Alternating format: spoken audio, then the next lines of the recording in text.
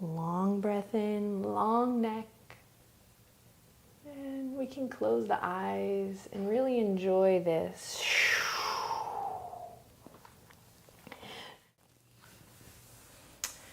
So that was cat-cow, a wonderful basic foundational pose that you can do every day when you wake up or before you go to bed. Super yummy for the spine.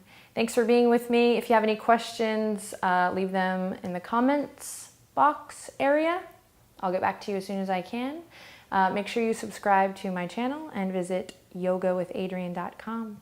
Hope you have a beautiful time practicing cat-cow. Namaste.